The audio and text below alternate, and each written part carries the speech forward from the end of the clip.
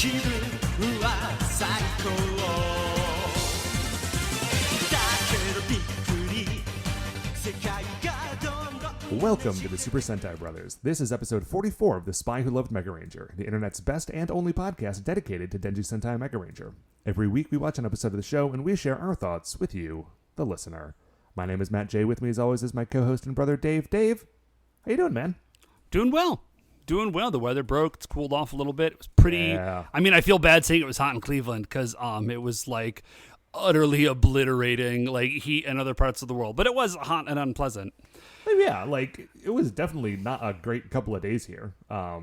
Relative to other places, it was not a problem, but Yeah. didn't make it fun. But you know what is fun, Dave? Usually fun, Dave, is Denji Sentai Megaranger. Today we are watching episode 44 of that show.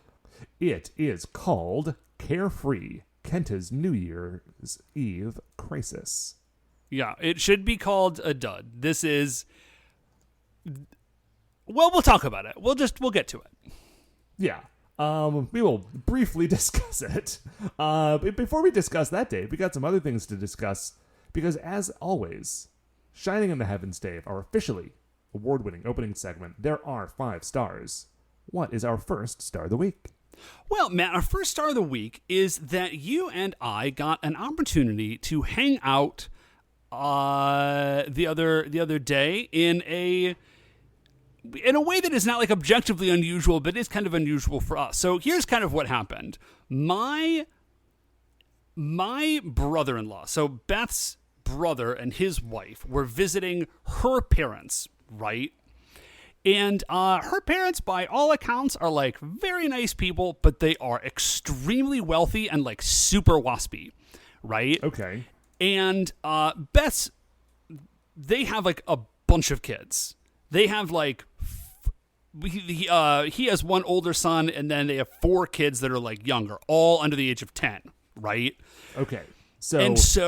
Wait, so Beth's brother and his wife have a bunch of kids, and Beth's brother's wife's parents are wealthy. Correct. Okay, I just wanted to make sure. You've got it so far. Yeah. So basically, here's what happened.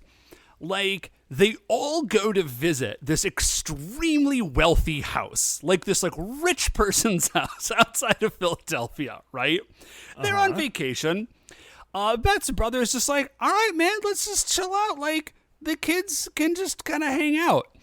But like nobody else could groove with that. Like, so everybody else was getting extremely stressed out because they A, don't know what to do with kids like at all, I guess, and B, and like their house isn't built for kids, right? They're just like super rich people. Right.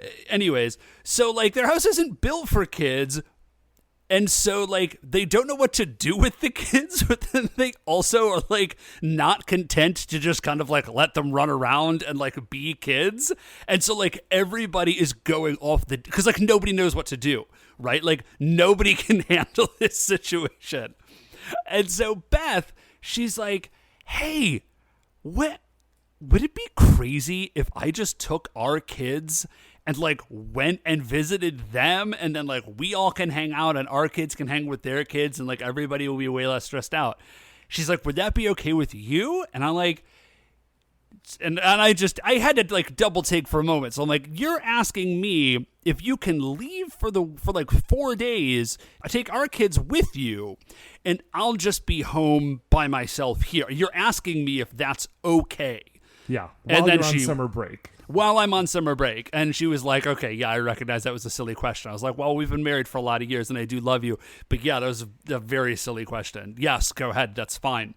Now, having said that, I did run into a perennial problem that I have, which is I, A, desperately need a vacation, and B, am terrible at taking vacations.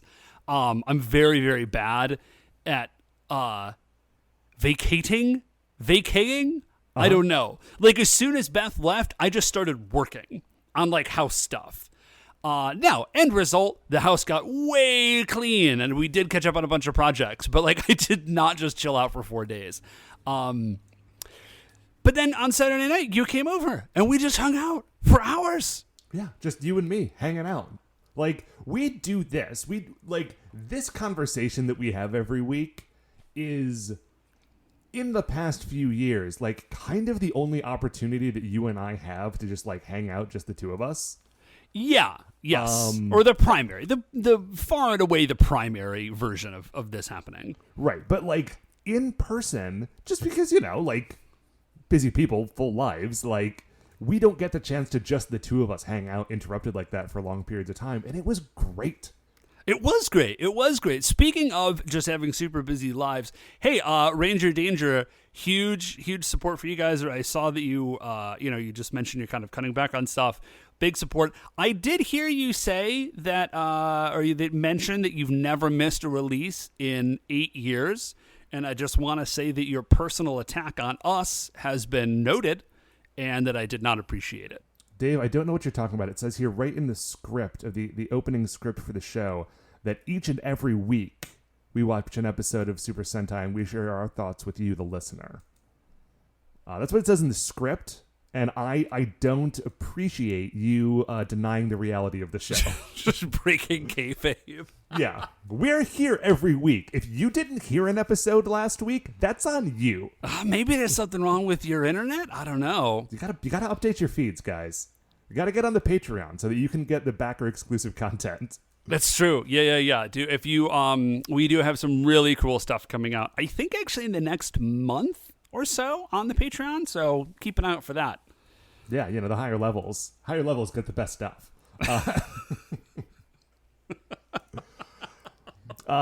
Anyway, Dave, that's our first star. Our second star of the week is this. It's actually a carryover star from last week, but I have more to talk about, is that I'm back in the office. Yeah, I experience, and I'm sure you experience this as well, like a very strange level of cognitive dissonance, because like 95% of everything that I see on the internet is like workers are quitting in droves because they're being forced to go back into the office. People are like breaking down and weeping in their cubicles. And you are over here, you're just like, can I get a little more cubicle time? Would that be okay? Yeah, well, here's the thing, Dave. All those people who are talking about it online are people who talk about things online, and people who talk about things online don't want to go outside and hang out with people. And I know that we're saying this in an online forum, but podcasts are carried by the internet, but podcasts aren't the internet, you know? Like, yeah, no. We're like a whole separate ecosphere. There's a partition there. Yeah, no, I have been alone for a year, and I have been miserable, and I like being around people, and I like getting out of my apartment. I don't like doing it every day, you know. It's nice to be able to work at home sometimes, but what I discovered is they had us on this, like, staggered work schedule, right? Like, so I was going in Mondays and Wednesdays, as was, like, half of the office, and then the other half of the office was going in on Tuesday, Thursdays. Very familiar with this conceptually. Okay. I am with you. Well, the thing is, prior to that, I had just been going back. Like, post-vaccine, I've basically been going back, like, most days per week. Oh, okay. I see.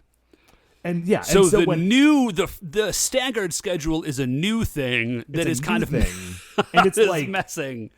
Right. So I had been going to the office, you know, like 3, 4, you know, usually 4 days a week.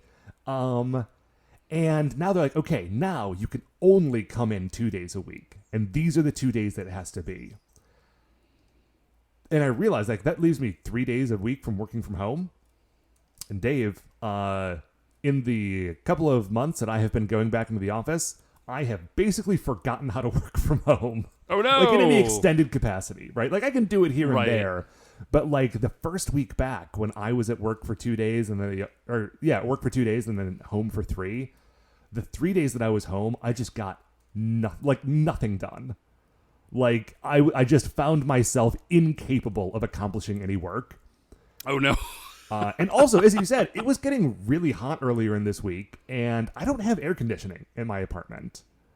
And it was going to be like 95 degrees and muggy. And I was like, guys, there's an unoccupied desk right next to my desk, which is a Tuesday, Thursday desk. My desk is a Monday, Wednesday desk. nobody's using that desk. I would very much like to come into the office, please, because I need people to be around, and I need to not just be melting in my chair in my bedroom when it like gets super hot. Like, can you just please let me come into the office more? So I'm doing like this. Like, I went to HR, they approved it, and so now I'm just officially going in like basically Monday through Thursday and working from home on Fridays. That is just such like.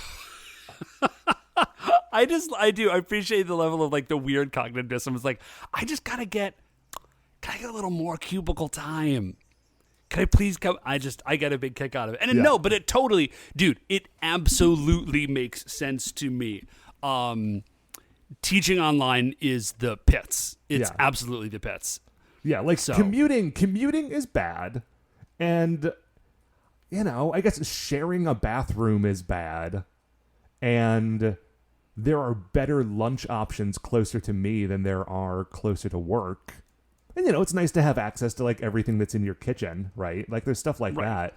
But, like, the office is where my job lives. Right. And my apartment is where I live. And when my job was living here with my apartment, it was a really bad roommate. That's a bad scene. I absolutely understand. Like I said, teaching online was the absolute pits because it was like all the drudgery and paperwork and none of the interest and like face-to-face, like, oh, let's like talk and chat and ask questions and learn about this thing together. It was just the drudgery part. Right. Yeah, absolutely. You can't go for a walk with your coworker like in the middle of the day and have a chat if they live an hour away from you. Like, it just doesn't work. Yeah. Anyway, so that's the second star of the week, Dave. What is our third star of the week? So third star of the week, Matt, this is so I haven't been baking a lot recently because we've cut out a bunch of foods because we have recently discovered that sugar bean just gets like nasty indigestion and like stomach aches from them. So among the things we're cutting out are like flour and eggs.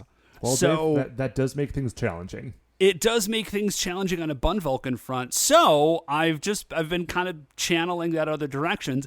I recently have discovered, Matt, milk clarified punch. Okay.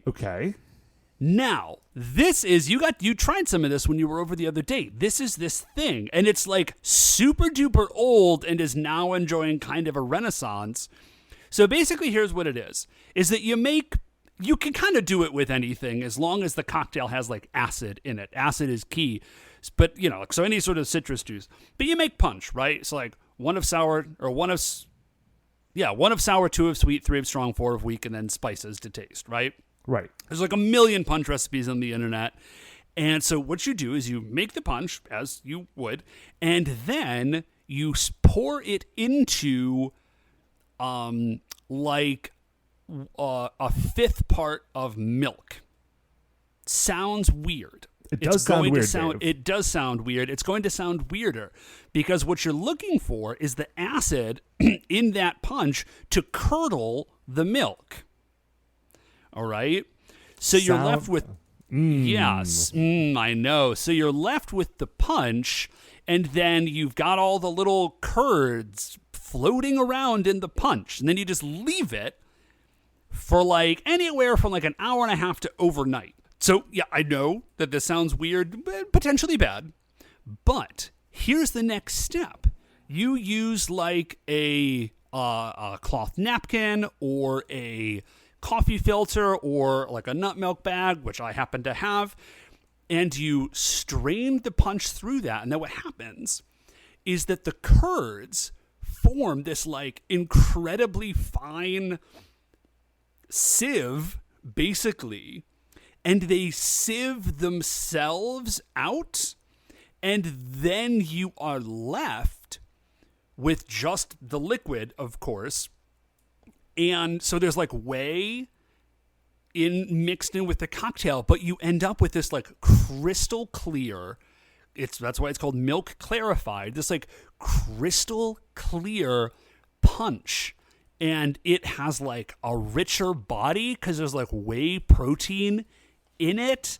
and all the flavors blend together in this like really cool and unique way. It's very visually appealing, and you can kind of do it with anything. I made a second batch map with like lemon and rosemary. Ooh. And now I have this like a lemon, rosemary, herbal punch. There's like I said, there's like a hajillion recipes on the internet, but it is delicious. It is delicious. I really liked this punch when we were drinking it. Yeah. I'm glad to hear it. Here's my question for you. Other than adding that sort of richness, what is the purpose of doing this? Like, I don't typically feel the need to, like, clarify my cocktails.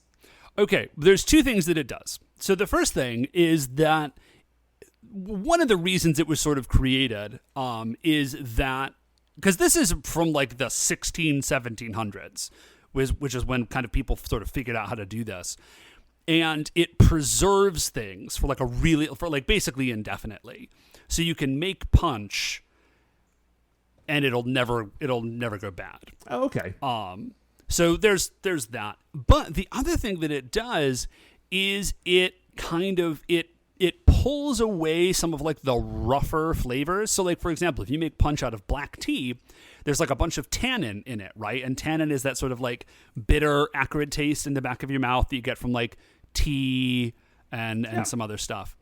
Well, it strips all that away. So you're just left with like the mellow fruitiness, herbaceousness of tea without the tannin. And the other upside of doing this way is that you can buy just absolute bottom shelf liquor, and it does not matter because it strips away a lot of those like rougher flavors. So you can, if you are normally somebody who buys nicer liquor, as I am, like you can just, like I said, you can buy just Rotga, and it kind of doesn't matter because it's a component, and then you're pulling away those rougher flavors, and you're just left with this. And then the other really interesting thing is that it blends all the flavors, and in my experience, a pretty unique way. So like normally when you drink punch, for example, you're like, oh, there's the tea, there's the rum, there's the lemon, but the notes are all still sort of like, they complement each other, but they're still distinct in that way. Whereas by going through this process, I don't really understand chemically what's happening, but it just becomes like one like perfectly blended flavor. Cool. And it's delish, and it's fun. So that's that. What, Matt, is our fourth star of the week? Dave, our fourth star of the week is last Sunday. Sunday. I was Sunday. I was at. Yeah, you have to. Like, I got up. I went over to the house. I was doing some work, spackling, just getting some general spackling done. And it's surprising how much housework comes down to general spackling. Yeah. Well, also, I've got a lot of spackling to do. I haven't done... A lot of it's going to happen once I hang the drywall, because I got to do, like, the mudding to, like, get that smooth. Yeah. So there's a couple of smaller spackling things I need to get done, and I'm trying to use this as sort of, like, a way... Like a tutorial, basically. To teach myself to spackle. Makes a ton of sense. And I was there for like an hour, and then I was just like dripping in sweat because like the heat wave was starting to roll in. And I was like, you know what? Forget this. Like the problem with working in the house now that summer is hit is like you're going to get sweaty, and so you should be drinking a bunch of water because you don't want to dehydrate yourself. However, key. Yes. As we have previously discussed, Dave, there is not a functioning bathroom in this house. That's a problem. And so if you're drinking a bunch of water to try to stay hydrated, you're always sort of on, there's a time component to how long you can actually be doing stuff. Come on, Matt. I remember. Now listen, I remember when we built our house when we were kids. If you ate, the plumbing is there. Like the pipes are all there. So if you ate a bunch of stuff, there's like a pretty hard limit. But if you just drank stuff, Dave, I see where you're going with that, and I let's just say that I'm trying to avoid that when possible. That's legit. It's understandable. I'm just saying you have options. Anyway, the option that I elected to have on this hot day, because like I said, it was just getting like... was not that option. It was just brutal. And I was like, you know what? I have not gone to the movie theater since I saw Knives Out in like late 2019. And Fast 9 just came out a few days ago. And while normally I would wait to see it with, family. Right. Which is really, you should. Yeah, sure. Thematically. But, I mean, really, when you're seeing Fast 9, as long as there's somebody else in the theater, They're family. Yeah. It's like the Olive Garden, sort of. Like when you're watching the Fast and Furious movies, you're family. And there's infinite breadsticks. So I'm like, okay, I'm just going to go to the movie theater. I came home, I took a cold shower, I hopped in my air-conditioned car, and I drove to a movie theater, and I watched Fast 9, or F9, the Fast Saga. Dave, first of all, it rules. Now, should I take from this, Matt, that they're no longer furious? Oh, no, they're furious. Well, I just, If it's so maybe it's Furious. Is it Furious 9, the Fast Saga? We don't know. It's F9. It could be either. I mean, the naming convention for these movies are insane. It's Fast and the Furious, Too Fast, Too Furious, The Fast and the Furious 3, Tokyo Drift, Fast and Furious. I mean, Fast I guess 5, I appreciate the ambiguity. F6, I think. And then maybe 5 and 6, I'm not sure exactly. And then 8 was Fate of the Furious, and this is F9, The Fast Saga. Have we ever talked about what the names of these movies are in other countries? We have not. Okay, hold on.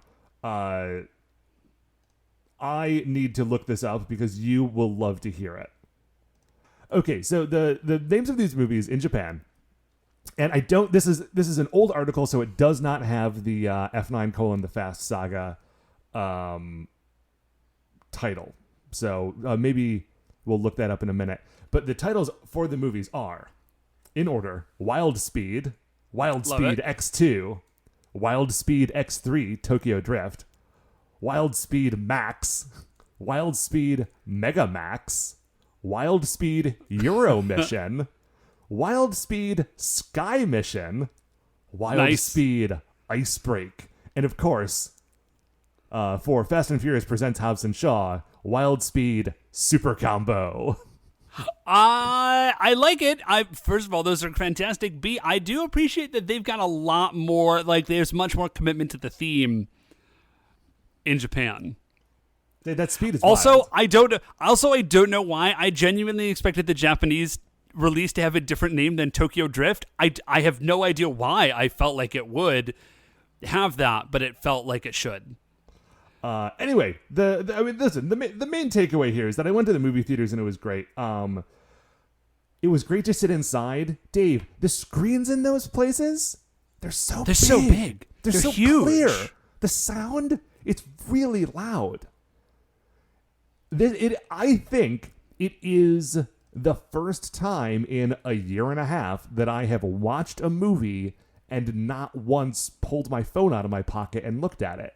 Because if you're in the movie theater, I just turn my phone off when I go into a movie theater. Yeah, of course. Like I got a thing of popcorn, I got a big Diet Coke, I turned off my phone, and I sat in a cold, dark room for like 2.5 hours and let like the heart just gotta let it wash over you. Like just wash over me. Dave, it was a good time at the movies.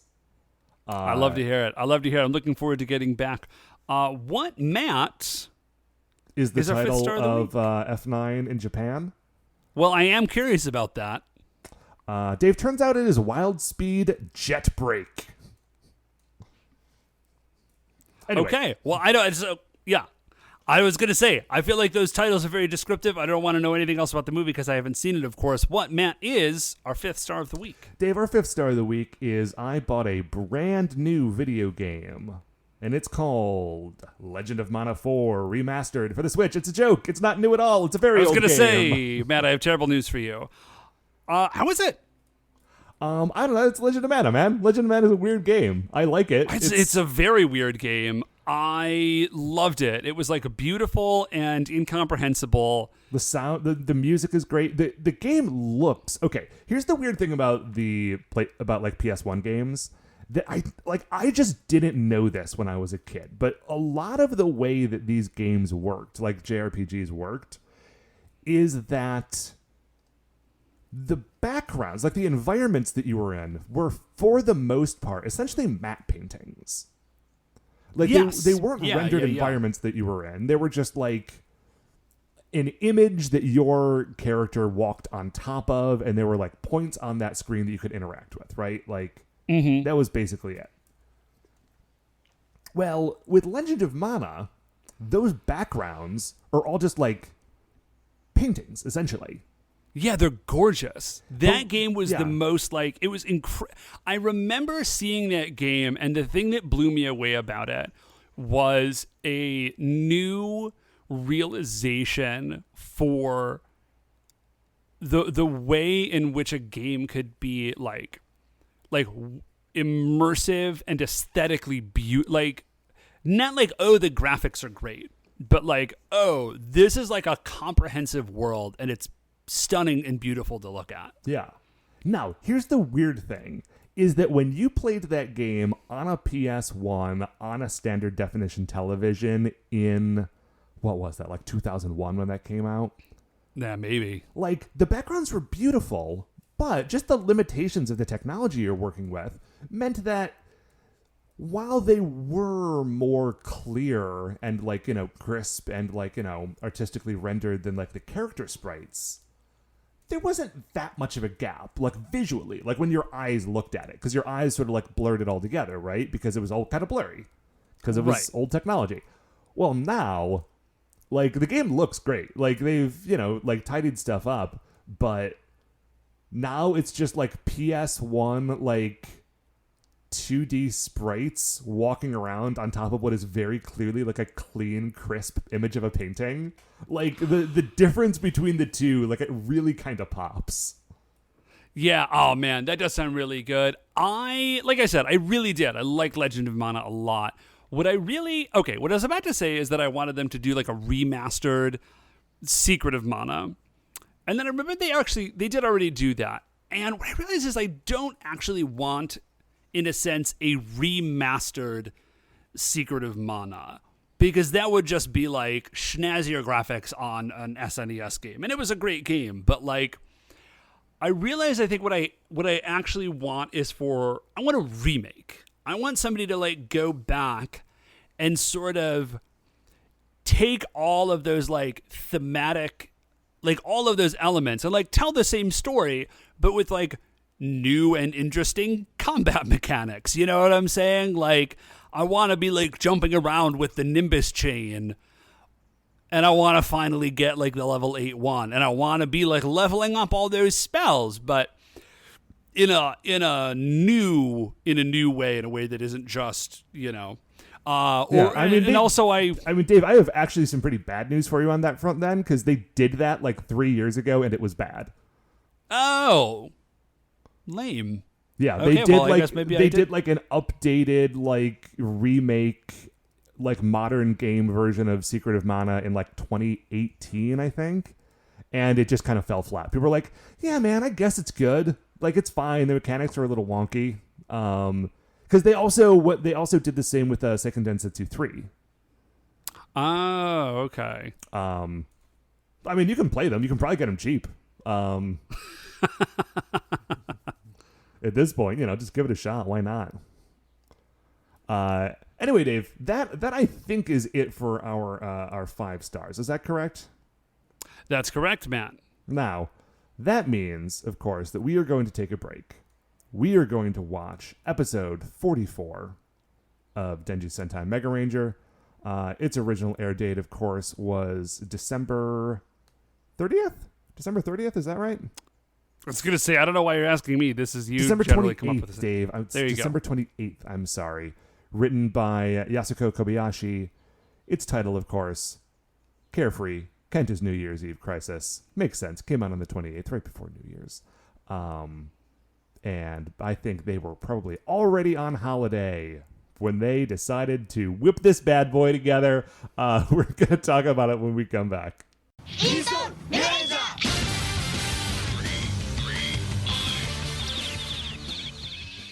All right, welcome back.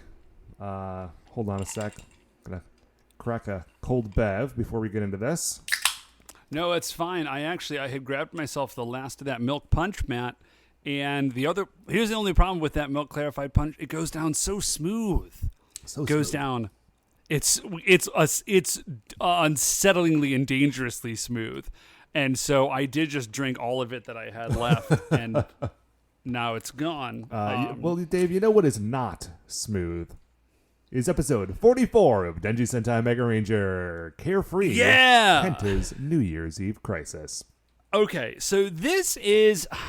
I'm not going to say the worst episode, but I will say the lamest episode. It's the least episode. It's the least episode. So we can run through this episode. I think we can do, if we timed ourselves, we could literally do it in, I think, five minutes. So the episode opens up. Hold on, Dave. Hey, Siri, set a 5-minute timer. 5 minutes. Am I waiting on Siri now? Yeah. Okay, we're good.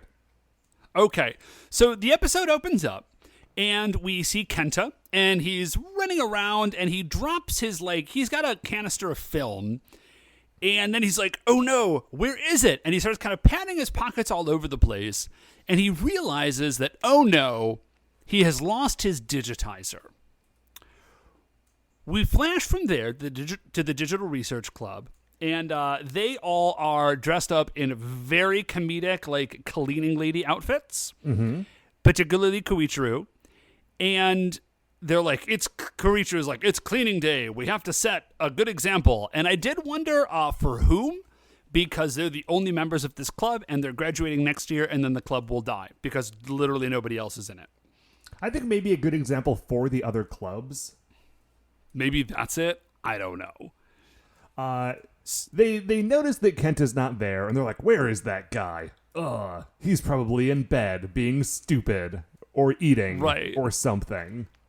We see Kenta, and he's like, I can't believe I lost my digitizer. I need my digitizer to be Mega Red, right?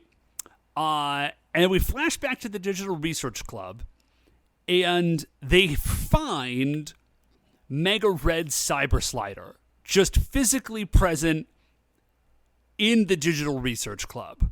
Okay, so they find that. They also find his drill saber, the actual one, is just also in a locker in the Digital Research Club. And then we flash back to Kenta, and he's like, oh man, I hope nobody's in the Digital Research Club finding all my stuff. Wah, wah, wah. So Kenta hears then, he's very worried because he doesn't have his digitizer, of course, and he thinks he hears the digitank, and he ducks down, and I want to say in this quick shot where he ducks down, he definitely does have his Oh no, he might have Battle Riser. I think he's got That's Battle what he's Riser wearing. on, yeah. It's Battle Riser was on. And then he's very nervous, but it's just a siren, and it's okay. Yeah, it's just an ambulance. Everything's okay, except for whoever needed that ambulance is probably not okay. Right, and he still doesn't have his digitizer.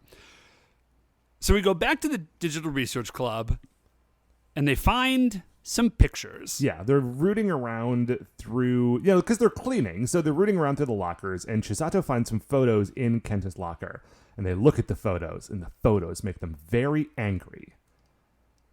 Because what the photos are is it's just Kenta, the teenager, with all of Mega Red's stuff. He has got he's set up himself a whole backdrop of big red fabric that he clearly sewed himself.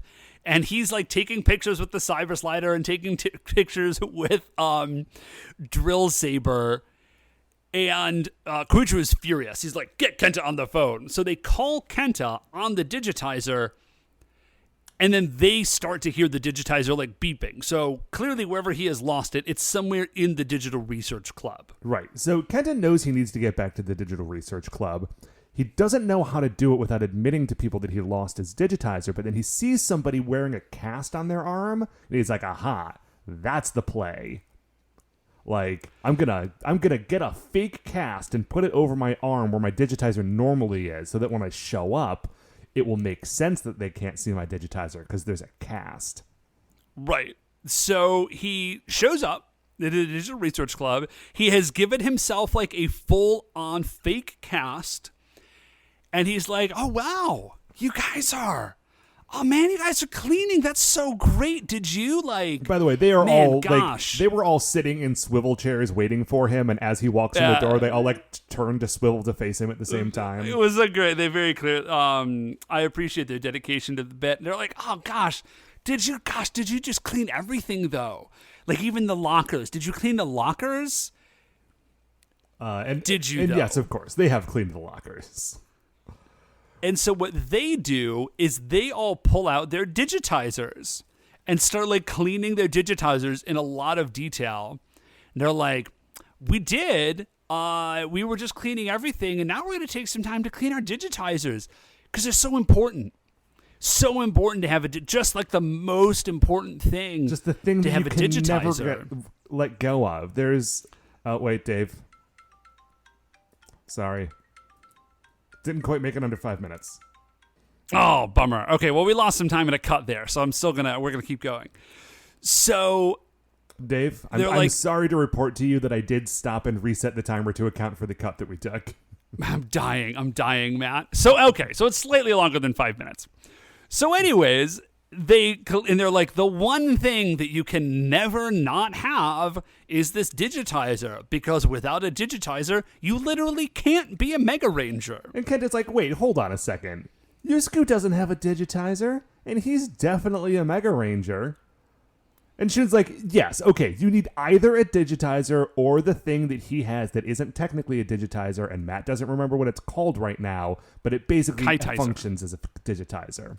It's the Kitizer, Matt. Yes, of course. And they're like, okay, fine. You need either a digitizer or a Kitizer. Why don't you clean yours? Why don't you clean yours up? And he's like, oh man, I would, but silly mistake. The doctor wrapped it up. In this cast.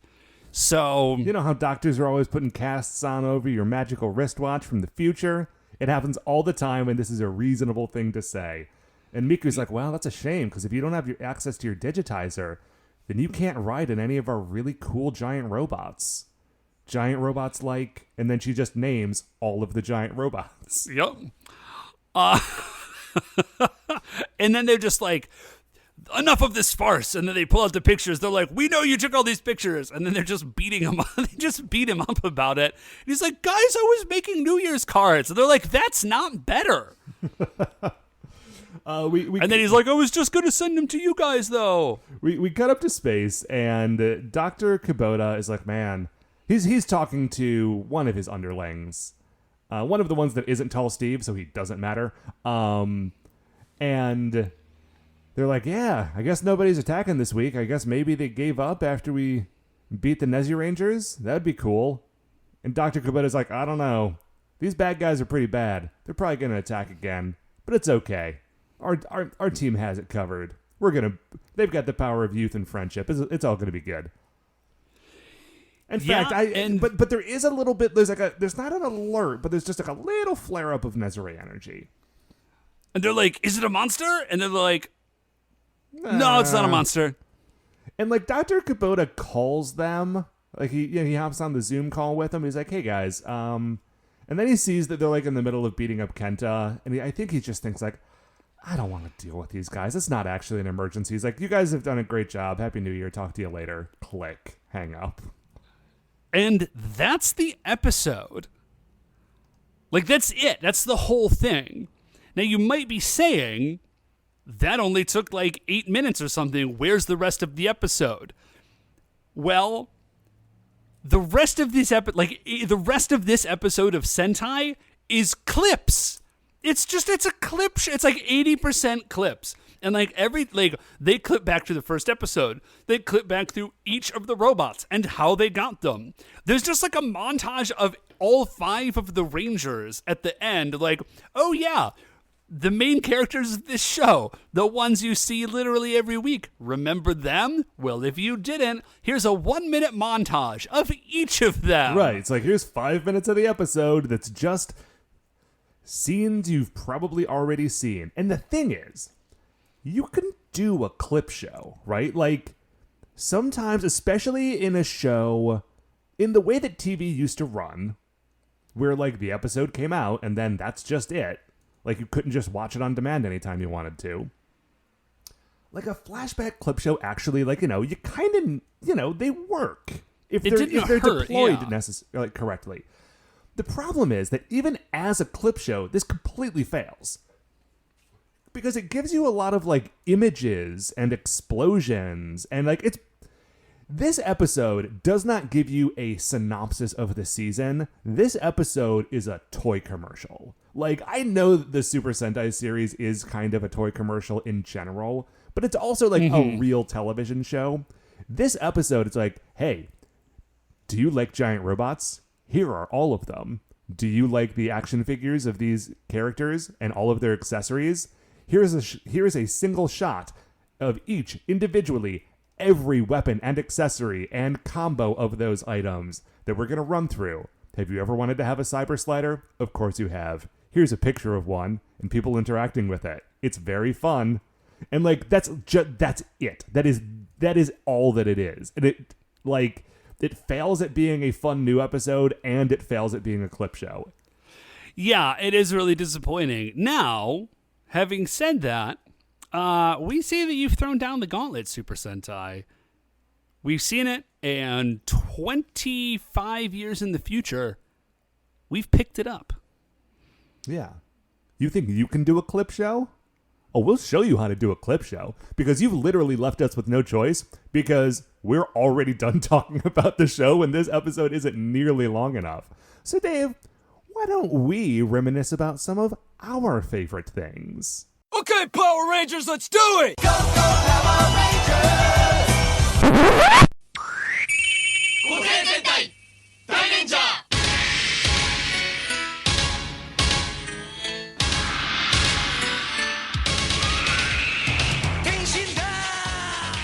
Hi, and welcome to the Super Sentai Brothers. This is episode 1 of Live and Let Die Ranger, the internet's best and only podcast about Gosei Sentai Dairanger. My name is Matt J, and joining me on this adventure is my brother Dave. Hey. Hello, Dave. Hey, how's it going?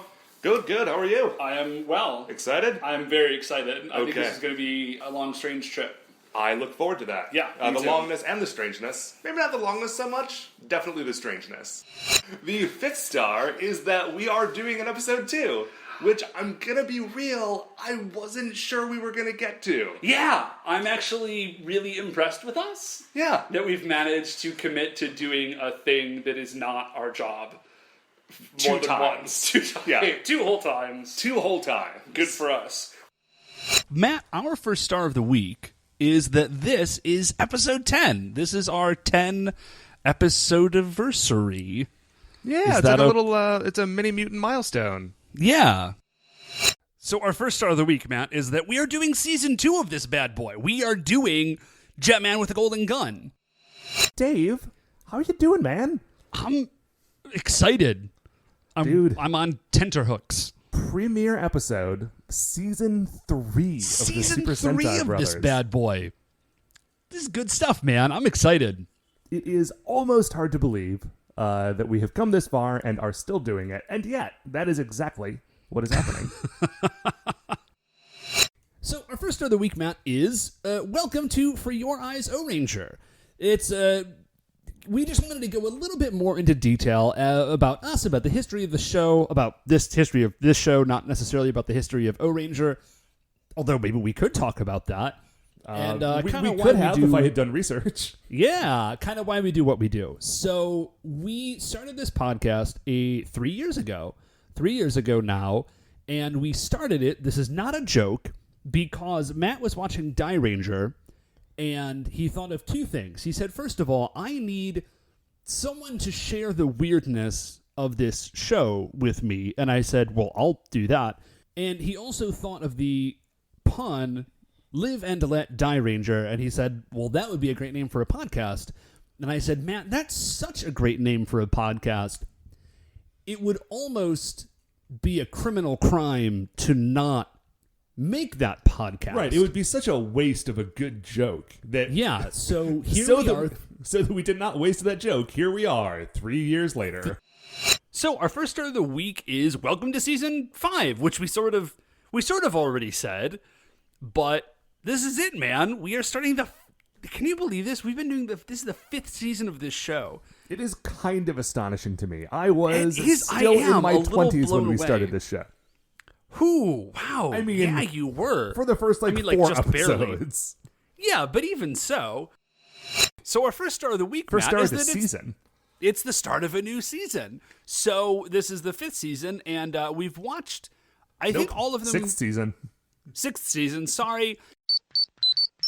Hey guys, it's a clip show. This is producer Mark here, and yes, it seems like we are actually going through with this latest example of Matt and Dave think of a really weird concept, and we just decide on the fly to execute it. So here we are doing a clip show. As you know, with a clip show, it is 80% old content, but there's got to be that little bit of new narrative strung through just to keep you watching. So when the clip show starts and you realize, oh, I've seen all of this before, they have to promise you a little something in between so that you don't just change the channel or change the podcast. I don't know. Anyway, that's what I'm doing for you today. This episode is late, and that is my fault. I know Matt and Dave have very busy schedules, and with the pandemic and everything else, season 6 has been a bit more interrupted and delayed than usual. We've had a few off weeks. We don't love doing that, but that's just kind of the way the world has unfolded. This time, the guys were on top of things. This episode has been mostly in the can for about 3 weeks now, for as long as it's been since the last episode dropped. And it is on me that it hasn't got out there yet. So the delay in this episode is certainly a little bit of a black hole. I'll tell you why in just a minute. But first, let's look back at some of our other black holes. Star number 2, Matt. You're up. Okay, star number 2. I'll make this quick. Star number 2 is that my microphone is literally falling apart as we are doing this episode. That's like a black hole. I feel like we should have stars on black holes. Like if something is terrible but we still want to talk about it, it can be a black hole of the week. Maybe this is my Zydos of the week. Oh, but my nice pull. So Zydos of the week is that, like, okay, there is a bit inside the microphone where the headphone jack comes in. Yeah. And the headphones were not working, and so I unscrewed some things and I pulled the bottom off. Because I don't know anything about electronics, but I do have a screwdriver. And I was looking at it, and like the whole thing is like the soldering has basically all come undone. So I had to basically I sort of put it all back together manually because I don't have a soldering iron. And to keep it in place so that I can still be using it, I have like a rubber band wrapped around it on the outside to create tension in the right direction. Okay. To make sure that like all the connections are in place.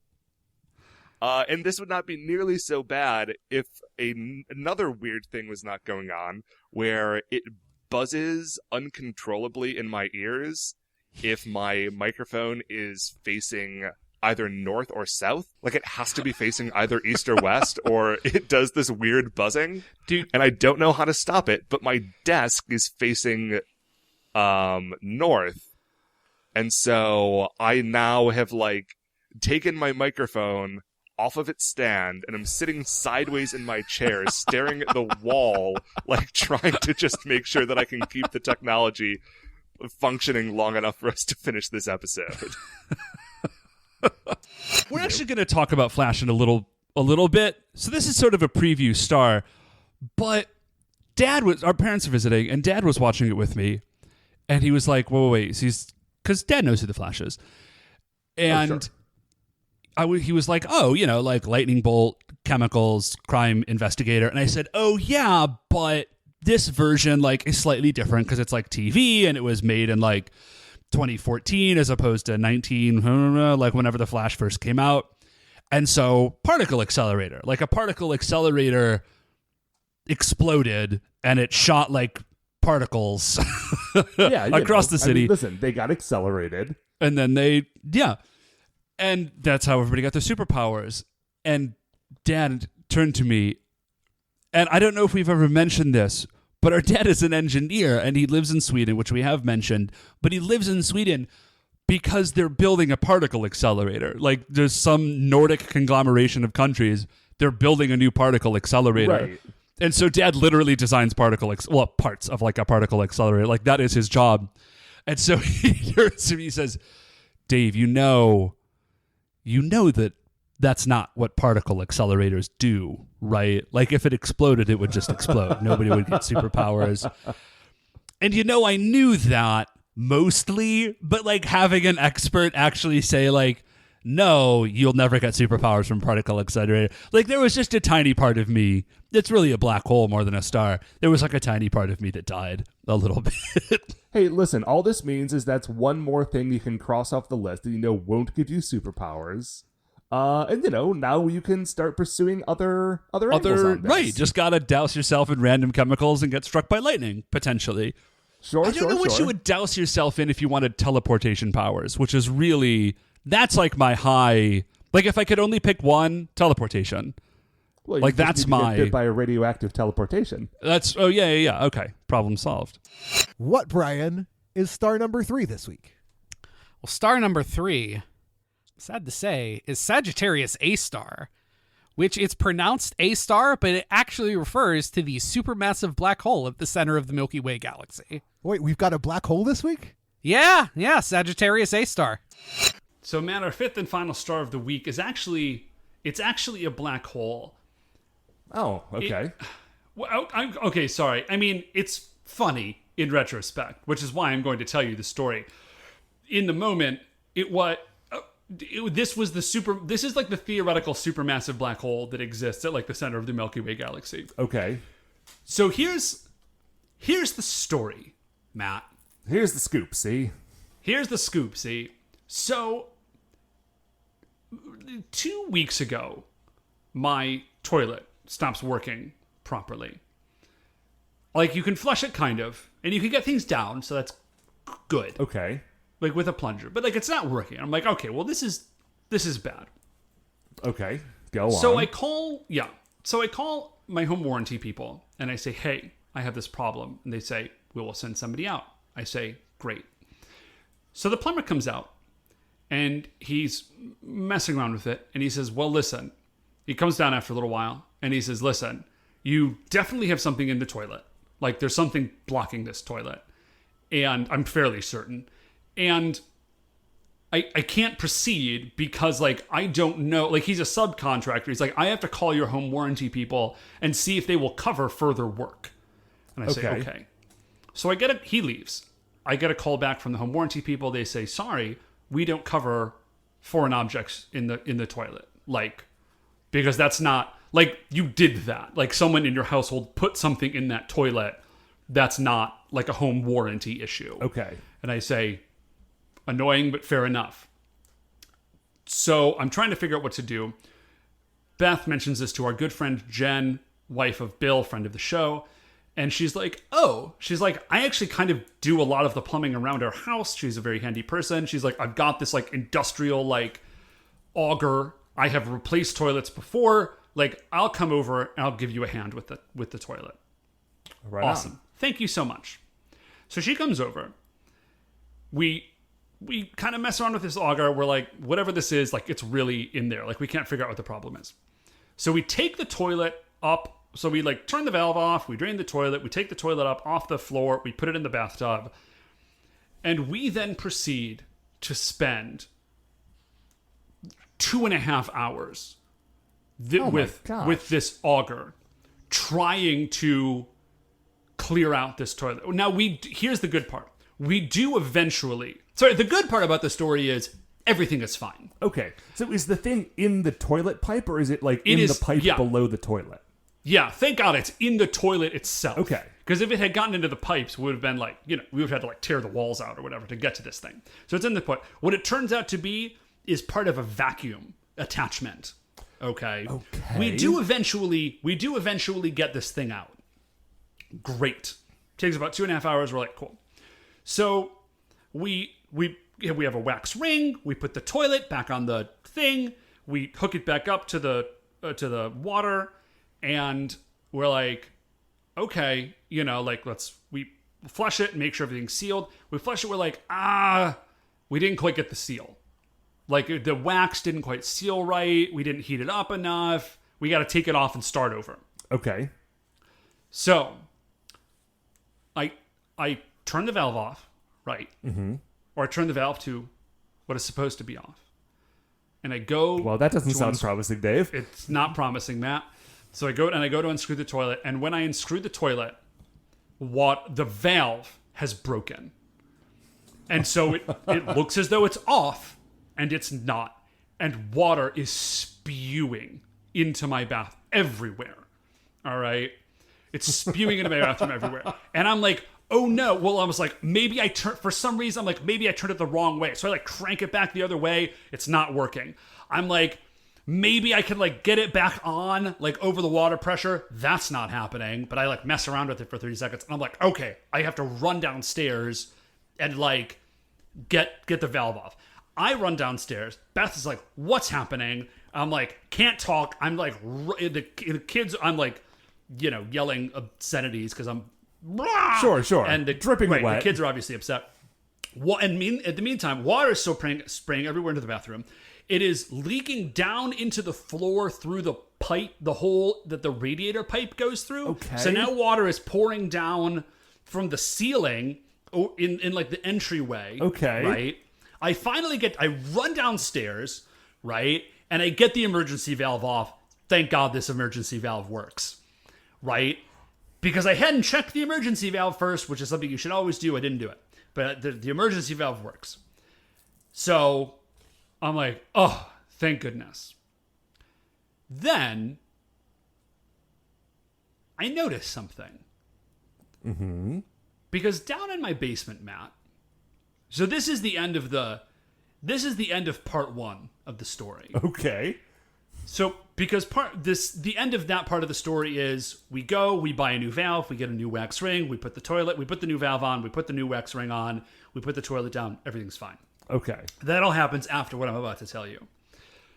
So, I'm down in my basement, and down in my basement, I have a big chest freezer. Yeah. Right? Now, I should say I did not buy this chest freezer. This chest freezer was already here when I bought the house. But we plugged it in. It's fine. Great. Chest freezer came with the house. You know what I mean? Perfect. Fridge came with the house, stove came with the house, chest freezer came with the house. Cool. And I'm down there, and I say to myself, the basement is remarkably quiet, Matt. Why is the basement? I didn't say Matt. I said basement's remarkably quiet. Right. Why is the basement quiet? What sound that should be happening? What sound that should be happening isn't happening? And I turn to my right, and I realize, Matt, that the chest freezer is not making the sound that it's supposed to make, Matt. Is it not making any sound at all? It's not making any sound at all, Matt, because the chest freezer has died. Now, I wonder how long ago was the last time it made that sound. And I say to myself, well, that's not good. No. And I say, no. I was like, I don't smell anything. Well, the door's closed. So the door is closed. And I say, I don't smell anything. So maybe this is fairly recent. Within the last, I don't know, recent enough that... Maybe I kicked the plug out in my haste. But yeah, so I didn't. I saw that the plug was in. But recent enough that this is okay. I mean, not okay, but semi-okay. And I opened the freezer, Matt, and it was not okay. No? It's very not okay. Just extraordinarily. So not okay that I just shut the door. So not okay, Matt, that I'm not cleaning this thing. So not okay that I looked into biohazard disposal firms. And the answer is they exist and they will come out to your house and deal with a situation exactly like this. For not an insubstantial amount of money, But like, Some. I don't think I can throw this stuff away. Like, I think I think it might be a biohazard to put this away. Like, it might be illegal for me to just try and put this out with the garbage. I mean, I feel like eventually all bio becomes biohazard, right? Like, if you wait long enough. Yeah, well, I think I may have waited long enough, Matt. So here is the other. So is it still down okay. there? Yeah. What? I mean, I don't know. I don't know supposed how to- long I ago just this shut the- story happened. I just shut the door again. I was like, well, the seal is holding, and I gotta call a biohazard guy. Like, I don't have a solution. I can't. And then the other thing is, this is like a big chest freezer. It's in my basement. So like, I Right. gotta get somebody to clean this thing out, and then I have to get rid of it somehow? I don't know. Here is the other, so all of this is bad. You don't say. Here's the worst part of this, Matt. And I can joke about it now. I was really sad in the moment. Because I had this chest freezer, this was something I could put off. I never got around to burying Schrodinger. Oh, Dave. Yeah. Oh, no. Yeah, dude was just in. I mean, he was wrapped in like many layers, so he wasn't like he was in a freezer, so he wasn't as like infecting anything in there. But like, yeah, dude was just on deep freeze until I was like going to get around to burying him, and because I have 2-year-old twins, I don't get around to anything. So like, he's just. I mean, listen, that cat shuffled off this mortal coil. His spirit went wherever cat spirits go. But like, I don't think you're supposed to put food that you intend to eat in a chest freezer with a dead cat. Well, to be fair, I put the dead cat in the chest freezer. The food was already, like I say, he was like wrapped in like a bunch of bags and like saran and in a box and everything. Like, he was pretty sealed, but like, Still, I mean, listen, I didn't see him or anything. Like, I just opened the door and said, oh, and then shut the door. But yeah, so that's the saga good of that. gravy. Yeah. Dave, when you wrote Supermassive Black Hole in our script as star number 5, I genuinely assumed that you had some jokes about a supermassive black hole somewhere in the galaxy. Oh, no, that would have been funny, though. No. I mean, listen. I have known Matt and Dave for 20 years now. We met in college. Dave and I were in the same freshman class, and then Matt's a year behind us, but he came up to visit a few times, so I got to know him that first year as well. When the guys talked about doing this show 5, 6, 7 years, however long ago it's been now, I wanted in. And this show very much was born of a dumb pun of Matt thinking up the phrase, live and let die Ranger, and everything's kind of unraveled since then. So when they decided to launch the show, I asked if I could produce it. I'm using very heavy air quotes around produce. Mostly it's just edit. The guys are very generous and they call me Producer Mark. I edit the program. And here's the thing though, in the early going, I didn't really know what I was doing. I mean, none of us did. Matt and Dave were new to hosting a show. We did not have any equipment. We didn't have any software. I think the first episode Matt recorded on his phone, just like into the speaker of his cell phone. And it's a little bit, I cringe sometimes listening to those early episodes, some of which we've heard some clips from in this clip show, because the audio quality is not there yet. We go through a few iterations of sort of setups before we get to all having some decent equipment. And my editing was a much lighter touch, so there's weird long gaps that I would clean out now and things like that.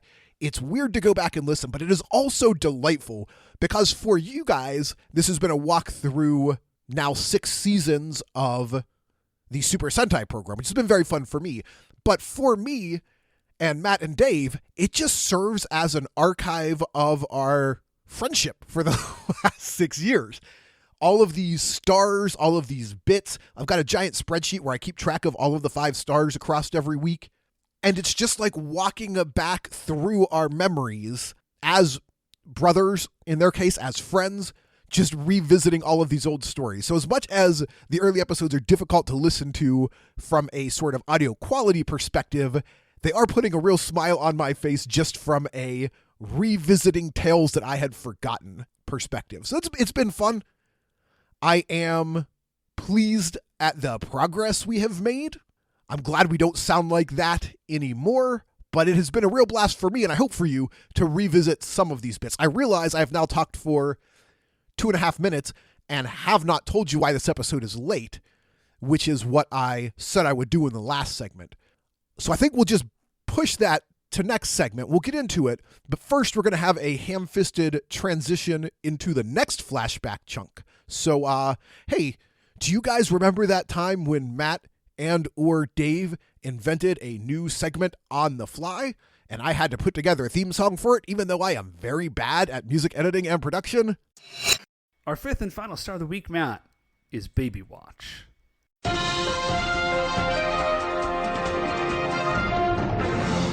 We interrupt your regular broadcast of the Super Sentai Brothers to bring you a breaking news update. Baby Watch.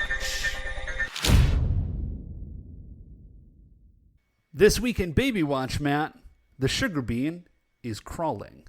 This has been Baby Watch. Baby Watch. So, okay, weirdly, it's actually also door related. I have this brief garage door update. Garage door update. I don't know if Mark's going to do a song for that.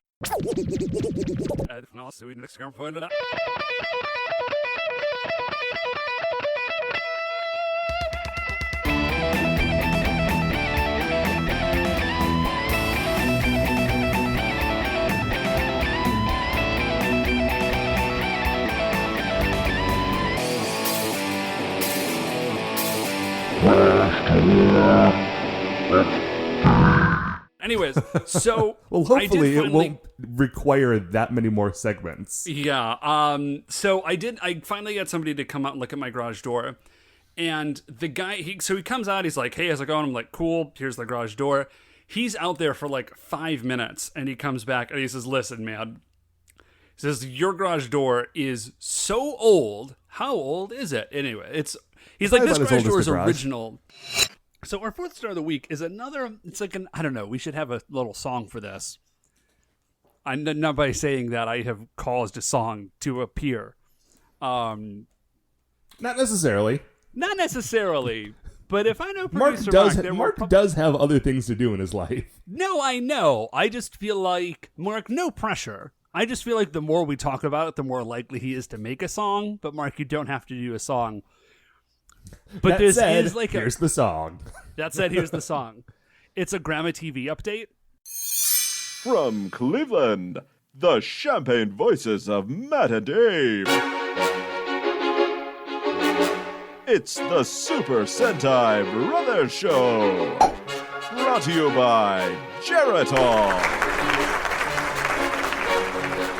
Thank you, thank you. Thank you and greetings, my friends. Welcome to our show. We're happy you could join us as we have a sky full of stars tonight. To kick us off, it's old friend producer Mark with a new arrangement of his classic standard, the Update Song.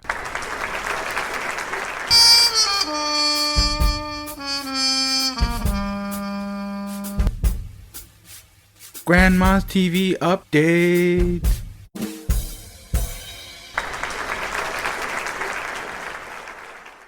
Okay. Yeah, so here's something interesting I've discovered. Grandma doesn't like laugh tracks, like vocally. Like, she complains about them. She does not like laugh tracks on television shows. I'm not totally sure why, but she doesn't like laugh. I think maybe it's like hard to hear while the laugh track is going. But you know what doesn't have laugh tracks, Matt, is Lawrence Welk. Well, I mean, there's probably a good reason for that, because there's nothing enjoyable that happens in an episode of Lawrence Welk. Grandma loves Lawrence Welk. So I have been watching some Lawrence Welk. And I used to watch it as a kid, like not on purpose as a kid, but because Grandma liked it then as well as now. Right. And so, like, and also, like, on if we were visiting. And like when we were growing up, like in the 90s, the Lawrence Welk show was something that would occasionally just show up on TV, either on like a Sunday afternoon or at like, it was 1 just in the still in morning. reruns. Lawrence Welk is the worst television program ever made. So what if we do a segment where instead of 5 stars, we do 5 The top 5 topics. The top of the tops, Dave. Top of the tops. New segment. So, okay, Dave, let's get into it. Let's get into this new segment that I think we should call Top of the Tops.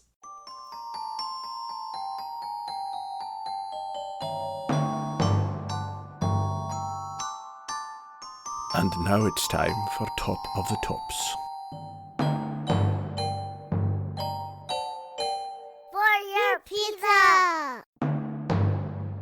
Okay, Dave, what is your number 5 pizza topping? Okay, my number 5 pizza topping. It's interesting that you should bring this up, Matt, because we didn't discuss it earlier, but I was just kind of thinking about my top 5 pizzas. Interesting. You would randomly be doing that without any prompting. It is wild, yeah. It's actually pretty crazy that you would spring this on me, because I did have 3 fabulously exciting stars, like, ready to go. Well, there's so much going on right now, There's Dave, just in all so of much our going personal on. lives. I was gonna say, it's hard to, like, pick and choose. I mean, I got this Ivy thing going on. So our third star of the week, Dave, it's Commute Update. Commute Update! We need a new song for Commute Update. I feel bad that we're using the Bus Update song. I feel like it's a tease. People are going to hear the song, and it's just going to remind them of bus updates. Just remind them of the good old days.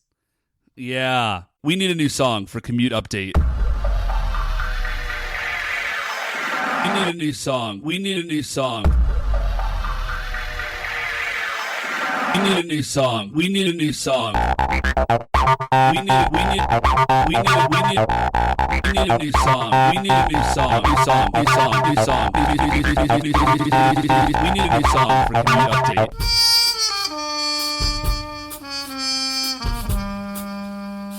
Commute Update.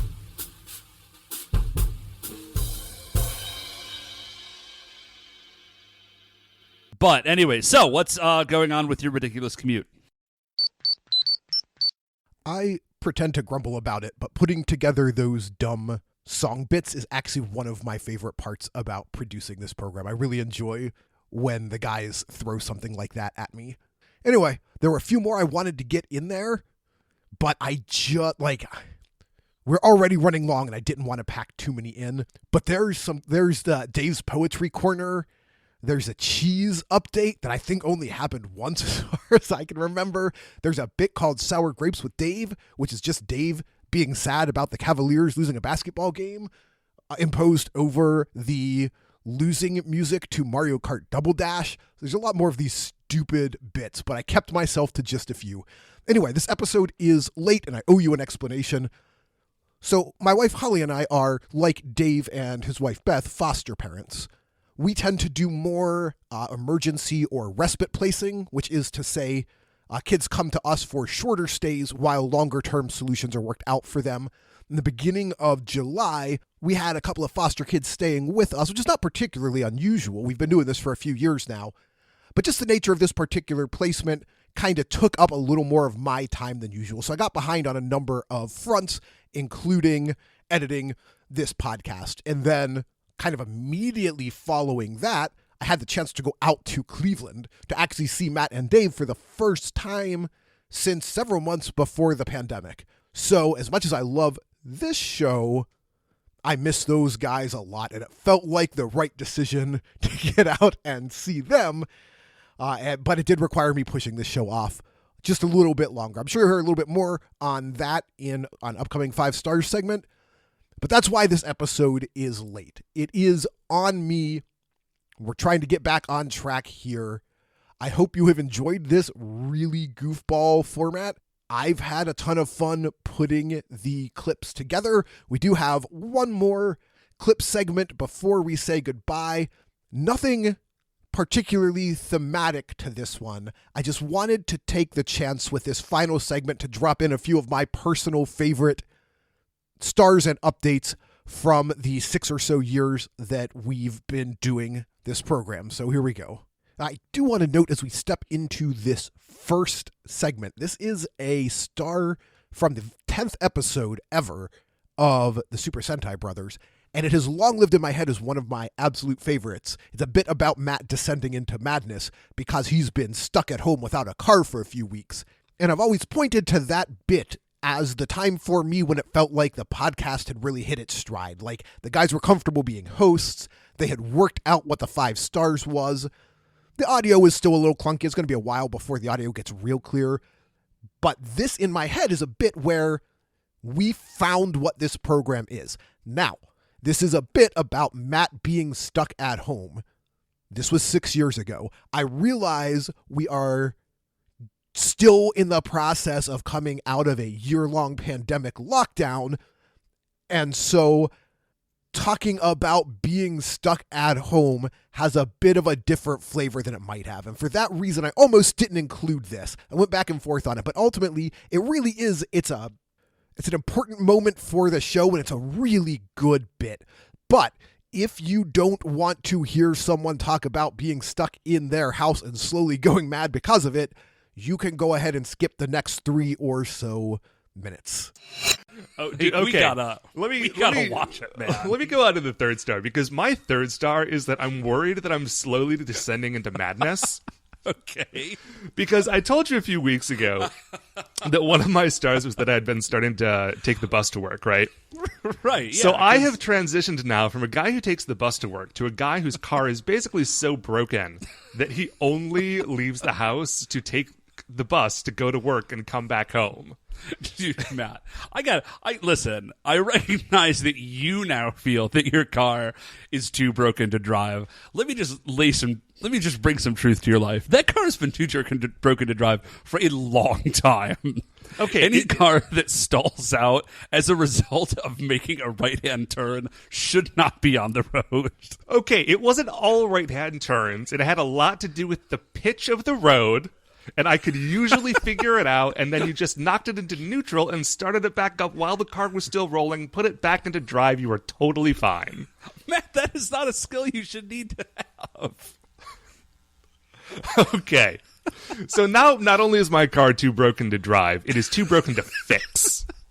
Which is really the threshold that we've crossed. I'm completely losing it over here. Okay. So, I'm now just a guy who lives at home, and that's what I do. Okay. And what happens when that goes down is a few things sort of in progression. First, you clean more often because you have to look at it. Like, okay. I do the dishes a lot more sense. often. I've swept, I've mopped, All right, that's a positive. I no longer keep all of my clothing in, like, a series of piles around my bed. They now have places to live, and they're in the closet, and everything's cool because now I have to look at them for more than 10 minutes in a day. Okay, right? Matt, that's not. Let me just comfort you for a moment. That's not insanity. You're growing up. No, Dave. This is just the first step. The first step is responsibility. Okay. The second step is when you start to twist it. Because then I start looking at all my stuff like, man, why do I still have this? I don't need this anymore. Wait, by all your stuff, what do you mean? Do you mean like clothes? Or clothes, furniture, childhood memories. You're just like, what the heck is a memento from my childhood? Garbage. And then you start thinking like, well, what do I really need? Like, I need more. Okay, this is an actual thing that I thought today. This was a legitimate distinction that I made between two things in my mind and like started to pull out a list to take action on. I decided that I had too many knickknacks and not enough decorations. Dude, Matt. Yeah, dude, you gotta get out a little more. You gotta buy a car. Like my curio cabinet is stocked. My walls are bare. I don't know what to do, Dave. Matt, can I just point out the delight that you are a 30-year-old single male who has a curio cabinet? Listen, it's built in. I had no choice in the matter. What are you doing with your late weekend? What's the 4 star? Okay, so our fourth story of the week is something that I saw the other day walking home to my apartment from where I get off the bus after coming back from work.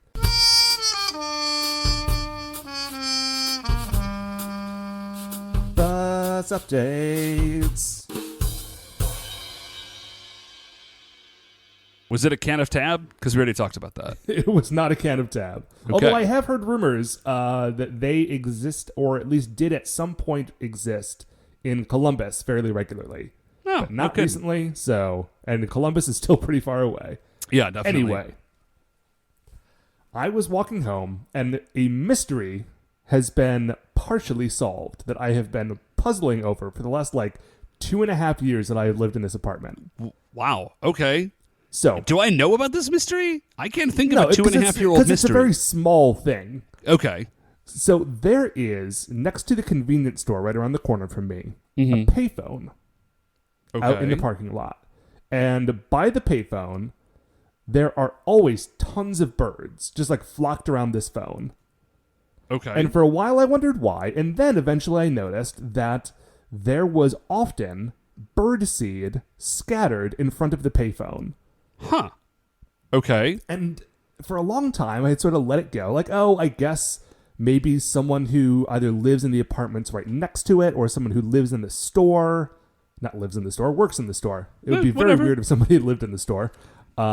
Stranger things have happened. They bring out some bird seed for these birds. Who knows? Who knows? And I had sort of let it go until the other day when I was walking by and I saw a car pull up off the street. Somebody got out, popped the trunk. It was this middle-aged woman. She does not work at that store, and she does not live in that apartment building. She was driving by, got out of her car, popped the trunk, went to the back, pulled out a giant sack of bird seed and a beer pitcher, scooped out a ton of bird seed, threw it on the ground in front of the payphone, and then just got back in her car and left. So this was a drive-by, so tuppence this is of bagging? just this woman, and I said a few days ago, this was actually about a week ago. Now that I know what to look for, I've seen this woman, stopping into this parking lot and just sitting around. So I don't know why or what the deal is, but there is a woman who comes by to feed pigeons in someone else's parking lot next to someone else's apartment. She doesn't stick around. She doesn't feed the pigeons by her hand or one of those people so she's in a not park hanging who out with hangs these out birds. With the pigeons. She is just a woman who is coming by and leaving food for these birds that she then spends no time with, and it is completely like I say, it's solved one mystery, but it has opened up a whole world of fantastical thoughts. What is she doing? Why is she doing it? Because I know she started at least more than 2.5 years ago. Dude, unless she took this birdseed root over from someone else who had bequeathed it to her. Dude, I feel if you are dropping off beer pitchers of birdseed, you've probably been at this a while. Because it was a whole system. Yeah. What? You don't need to do that, though. Pigeons you don't. They just eat. That's why they're in the city. Anyway, I realize that there's not a satisfying conclusion to this fourth star here because I cannot give you any answers as to why this is happening. But it's been weighing on my mind heavily, and I just thought I'd put it out there. Matt, you have infected me with this story. I desperately need more information. I'll keep an eye out, dude. If I find out anything else, I will give you an update. I'm kind of unsettled. My equilibrium has been thrown by the existence of this drive-by bird feeder. Those are the only details I have, except that it is a mid to late 90s teal 4-door car. That's it. That's all I got for you. So Dave. Yeah, okay. What's our fifth star? Okay, so normally we do commute updates. It's just something I saw on my way to or from work, right? And there's no continuity to the commute update. it's a one-off thing. It's a freak of the week, you know, like the bad episodes because, of this show. That is how Commute Update is. Because you see a man or woman on your commute. That's it. Right. But this time, Dave, this was like the sequel to the previous Commute Update. Because if you will recall, the previous Commute Update, 007 ER. Oh, I'm sorry. The one before that, Pirate Trucker. Pirate Trucker. So the other day, I'm driving to work, and I'm stuck behind a cement mixer. I'm stuck behind the cement mixer for a while, and then I sort of pull off into the next lane to hit the exit ramp, but I still, the way the exit ramp is situated there, I can still sort of see the highway. And I see, not on the front of the car. Oh, by the way, once I get around the side, I see that the entire cement mixer is painted desert camo.